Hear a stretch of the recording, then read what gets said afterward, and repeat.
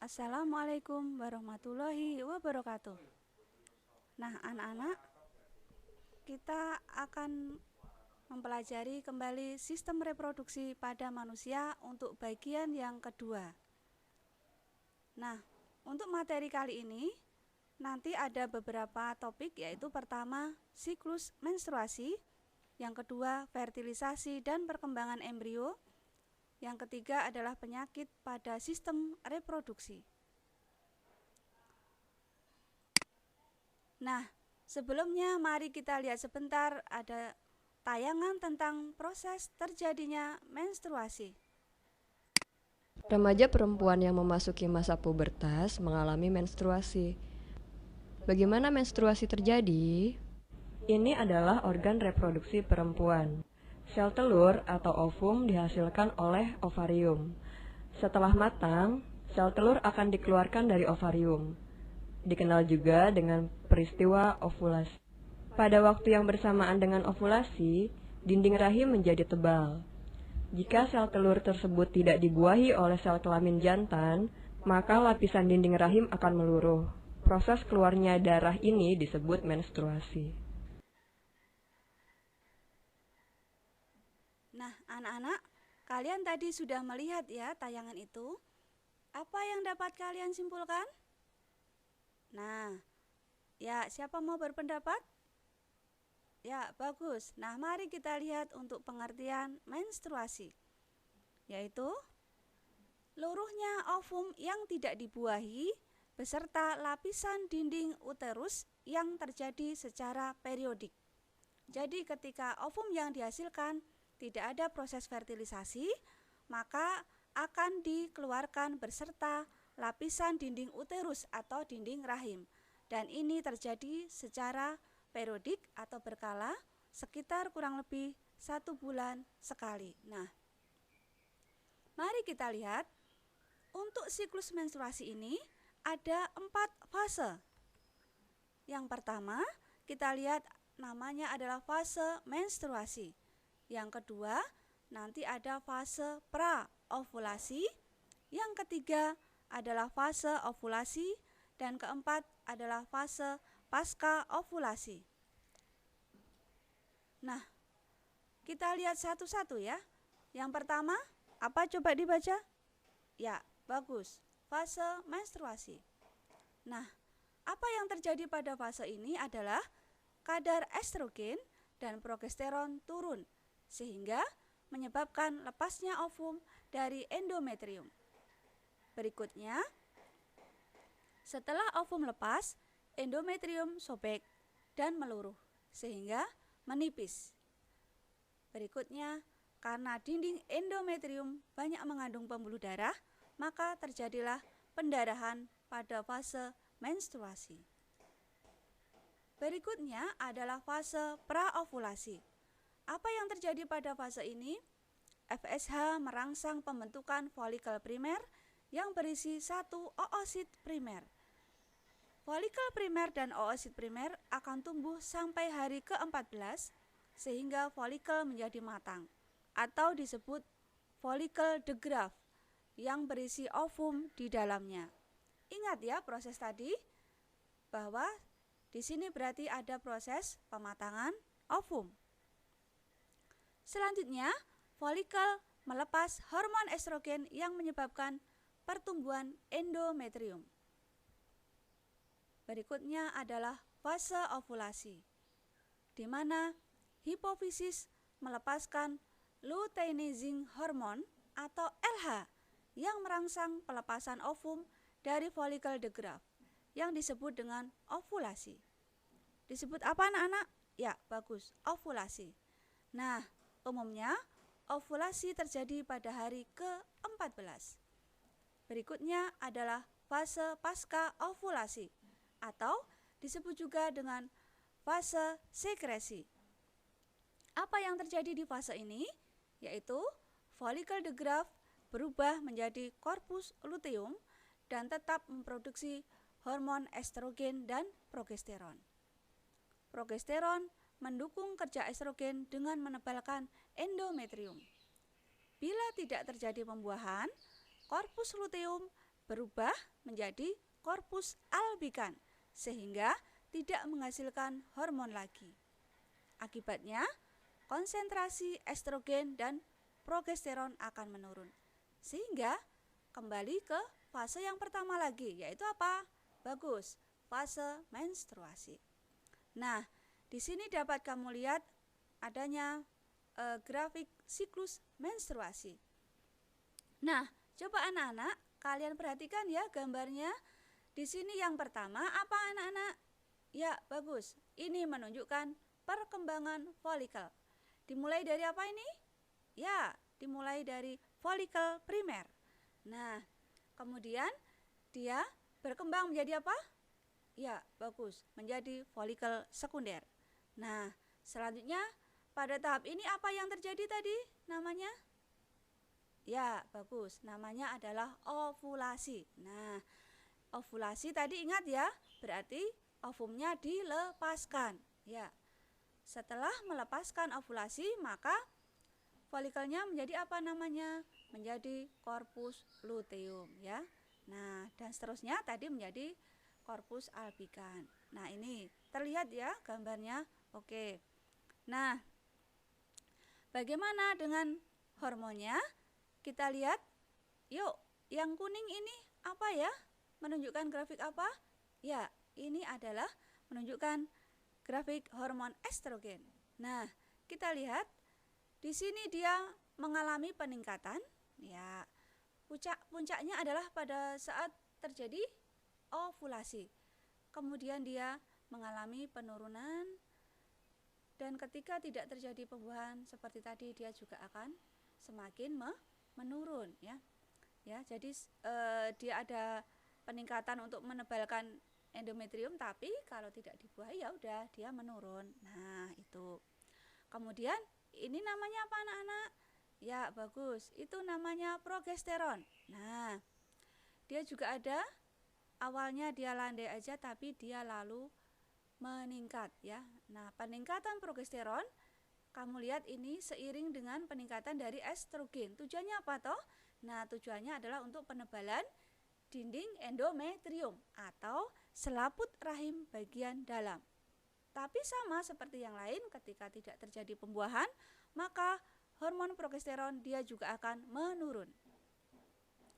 Nah, berikutnya adalah untuk FSH sendiri. Nah, ini adalah hormon yang memacu perkembangan folikel. Nah, jadi dia meningkat tadi terutama ketika pada fase ovulasi. Nah, jadi kemudian ada satu lagi. Nah, ini apa? Oh ya, LH. LH akan meningkat ya, mengalami peningkatan yang sangat tajam adalah pada hari ke-14, yaitu pada fase ovulasi. Nah, kalian perhatikan tadi dari fase menstruasi ya, di mana dinding endometrium diluruhkan dan dilepaskan ya. Kemudian mulai penebalan lagi. Nah, pada fase praovulasi, kemudian ada fase ovulasi di mana ovum dilepaskan. Nah, kemudian ada penebalan lagi pada fase namanya fase pasca ovulasi. Nah, sehingga kita lihat penebalan dinding endometrium yang kemudian nanti akan mengalami peluruhan karena ovum yang tidak dibuahi. Nah, anak-anak fokus ya. Halo. Ya, kita fokus lagi karena masih ada materi yang cukup menarik juga. Yang kelima yaitu fertilisasi dan perkembangan embrio. Nah, untuk fertilisasi, mari kita lihat sejenak untuk video berikut ini.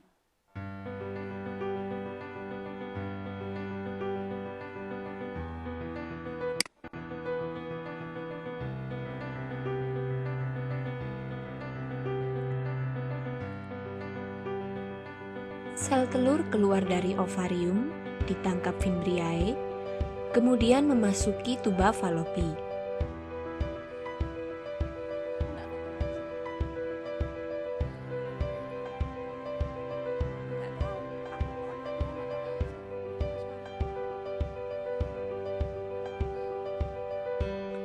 Jutaan sperma dihasilkan dalam sekali ejakulasi saat puncak senggama.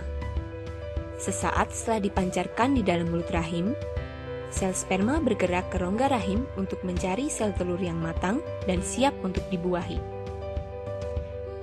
Dari jutaan sperma yang dipancarkan, hanya beberapa yang dapat bertahan hidup mencapai indung telur, dan hanya satu yang dapat mencapai dan hidup di indung telur.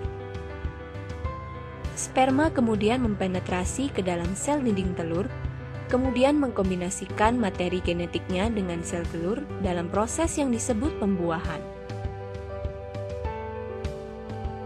Sel telur yang telah mengalami pembuahan selama perjalanannya menuju rahim, zigot akan mengalami beberapa perubahan.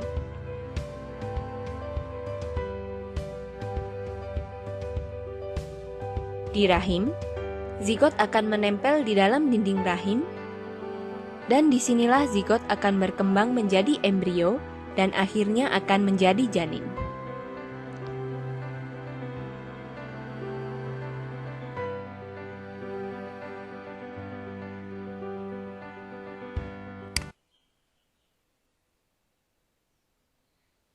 Nah, yang dari video tadi, apa yang bisa kamu katakan anak-anak? Ya, silakan berpendapat. Oke, bagus. Nah, kita lihat. Pertama adalah kita jadi tahu apa itu fertilisasi. Nah, fertilisasi adalah proses peleburan inti sel sperma dengan inti sel telur sehingga terbentuk zigot, ya. Nah, terjadinya di mana tadi? Nah, dari bagian organ reproduksi wanita yang namanya apa? Ya, bagus, tuba falopi. Nah, sekarang kita melihat lagi bagaimanakah dengan perkembangan embrio. Nah, tolong dicermati ya anak-anak ya. Kita lihat 1, 2, 3.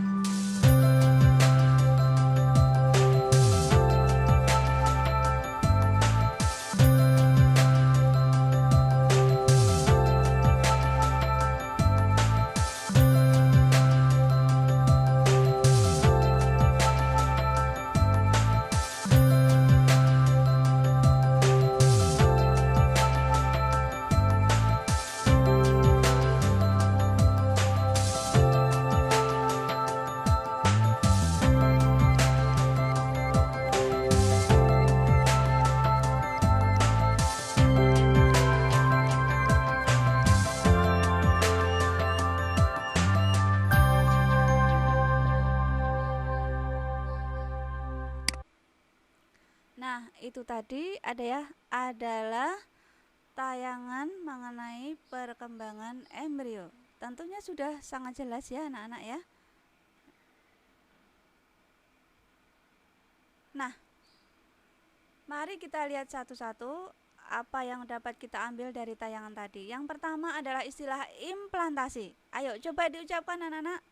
Implantasi. Ya, bagus. Apa itu implantasi? Nah, kita lihat dulu perkembangannya ya. Yang tadi dari sperma dan ovum mengalami fertilisasi atau pembuahan sehingga menghasilkan apa tadi namanya? Zigot. Ya. Zigot kemudian akan melakukan pembelahan mitosis yang berulang. Nah, sehingga terbentuk seperti sebuah bola sel yang berongga. Nah, seperti ini disebut dengan namanya blastosis. Nah, apa anak-anak? Blastosis. Ya, bagus. Nah, kemudian kalau begitu implantasi itu apa? Nah, implantasi adalah proses tertanamnya blastosis dalam dinding uterus. Ya, coba diulang anak-anak. Apa? Ya, implantasi adalah proses tertanamnya blastosis dalam dinding uterus. Nah, berikutnya kita lihat adalah untuk fase blastula. Nah, awalnya untuk blastosit ini terbagi menjadi 3 bagian. Yang pertama disebut dengan tropoblas atau sel-sel terluar. Apa anak-anak? Tropoblas. Ya, bagus. Nah, ini apa yang terjadi dengan tropoblas? Dia adalah mengeluarkan enzim, namanya enzim proteolitik. Untuk apa ya? Untuk proses implantasi ya. Nah, berikutnya bagian yang kedua namanya embrioblas, yaitu sel-sel bagian dalam. Nah, disinilah terdapat yang kita kenal dengan bintik benih. Kemudian bagian yang lain adalah disebut dengan blastosol, yaitu rongga yang berisi cairan atau selom ya. Nah, dia adalah sebagai pemisah antara tropoblas dan bintik benih. Berikutnya adalah fase gastrula, di mana bintik benih tumbuh menjadi 3 lapisan yang berbeda. Yang pertama namanya adalah lapisan luar atau ektoderm, yang kedua lapisan tengah atau mesoderm, yang ketiga adalah lapisan dalam atau endoderm. Berikutnya adalah fase yang dikenal dengan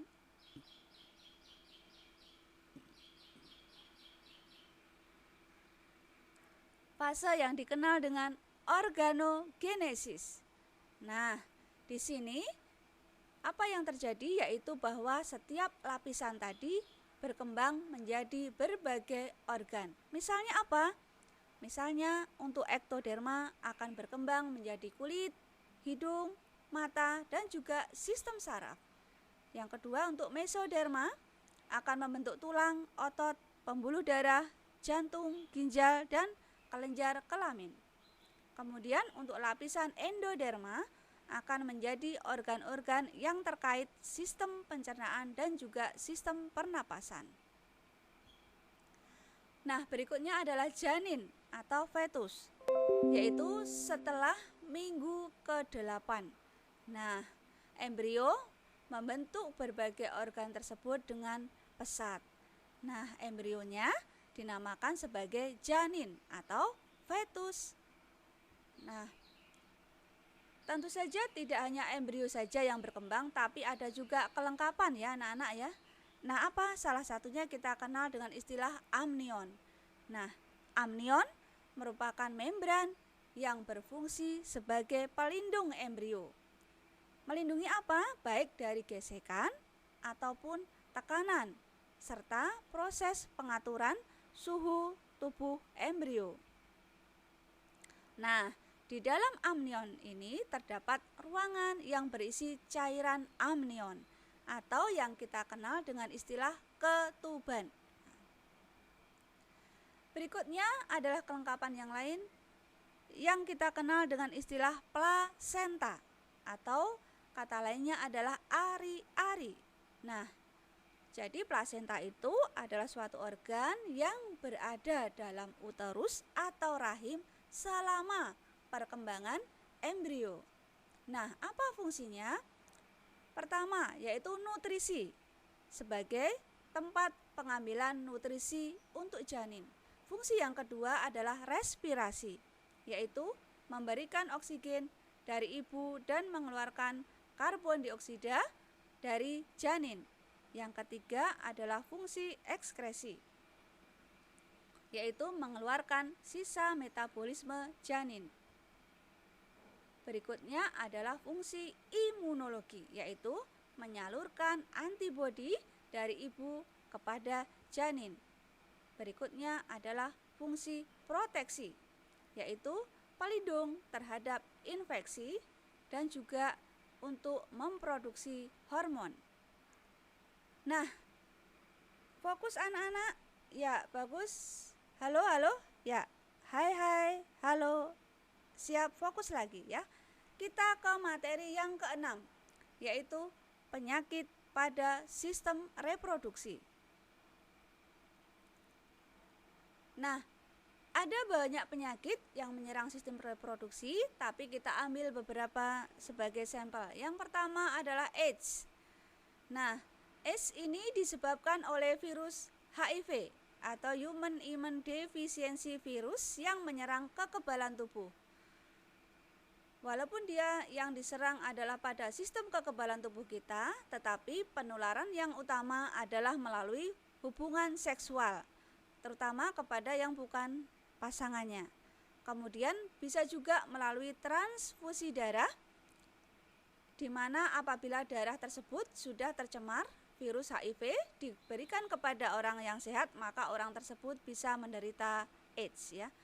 Kemudian bisa juga dari jarum suntik yang tercemar ya. Jadi ketika jarumnya sudah bekas dipakai orang yang sakit AIDS, kemudian dipakai lagi ke orang lain, nah itu bisa menularkan penyakit AIDS ya. Sehingga untuk dokter sekarang adalah yang dipakai adalah jarum yang sekali pakai. Nah, kemudian yang berikutnya adalah dari ibu hamil kepada anaknya. Akibatnya apa? Kekebalannya rusak sehingga mudah terinfeksi yang menimbulkan kematian. Ya, biasanya untuk penyakit ringan bisa dilawan tubuh sendiri, tapi ini karena kekebalannya sudah rusak, maka sulit tubuh melawan dan bahkan bisa mengalami kematian. Yang kedua adalah sifilis atau raja singa. Nah, di sini disebabkan oleh bakteri Treponema pallidum. Penularannya juga melalui hubungan seksual. Selain itu bisa juga melalui transfusi darah maupun kehamilan. Nah, untuk gejala awalnya timbul bisul pada bagian penis laki-laki atau di rahim perempuan. Nah, ini tidak menyebabkan rasa sakit dan dapat sembuh dengan sendirinya. Tetapi pada infeksi tingkat lanjut dapat menyebabkan kerusakan tulang dan sendi dan dapat menyebabkan kelumpuhan. Nah, berikutnya gonore ya, yang disebabkan oleh infeksi bakteri Neisseria gonococcus. Nah, ini juga penularan melalui hubungan seksual. Nah, yang diserang ada beberapa, yaitu bisa menyerang leher rahim ataupun selaput lendir pada uretra. Nah, pada laki-laki gejalanya adalah terasa sakit saat buang air dan juga keluar nanah ya dari uretra atau dari saluran kencing. Nah, pada wanita bisa keluar lendir berwarna hijau dari alat kelamin atau dari vaginanya. Nah, itu tadi materi yang terakhir ya untuk pertemuan kedua. Nah, tentu saja tidak lupa kita berikan sedikit PR ya untuk anak-anak. Ya, pertama, jelaskan peristiwa pada fase ovulasi. Kedua, sebutkan pengertian fertilisasi.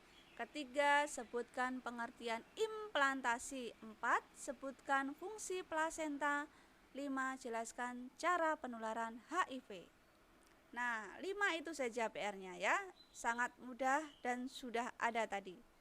Nah, setelah PR ada satu lagi.